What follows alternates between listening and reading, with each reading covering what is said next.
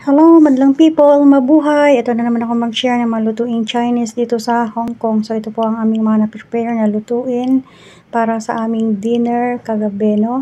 Ayan po ang aming mga niluto. So, ito po ang aming mga ipiprepare na lulutuin. Ang ating minced pork na marinate ko na po yan ng a bit of sugar, soy sauce, and cornstarch. Ito naman po ang ating Chinese cabbage na ating stir fry, no? And then, ito naman po ang ating whole chicken na ating steam. Nalagyan ko na po yan siya ng luya sa loob ng kanyang tiyan at marinate ko na rin siya ng chicken powder. So, ito na guys, ang ating steam chicken, no? Na-steam natin ng 25 minutes at ayan, luto na po siya. At agahan po natin ang pagluto nito dahil papalamigin natin siya bago natin siya ma-chop. So, ito yung pangalawang klase ng steam chicken na china-chop lang. Yung nakaraan na pinost ko ay hinimay.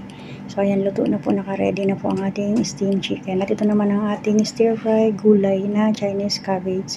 So, ginisa ko po yan sa oil lang, wala pong sibuyas, bawang. So, ayan, luto na po ang ating gulay na ating ihahain mamaya. So, ayan na po ang ating stir-fry gulay. Ito naman ang ating minced pork, no? Atin na rin siyang i-steam.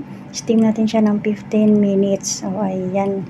Luto na ang ating steam minced pork, no? Meron ho yan sa ibabaw na hinalo ko yung binurong mustasa. Ayan. Yun ang pinakapampalat niya. So, ayan. Ito na ang ating mga menu. Ang ating stir-fry gulay, ang ating steam chicken, at ang ating steam pork. So, ayan po lahat ang ating mga naluto for today. Thank you for watching. Have a nice day. God bless us all. Please don't forget to follow, like, and share my video. Thank you.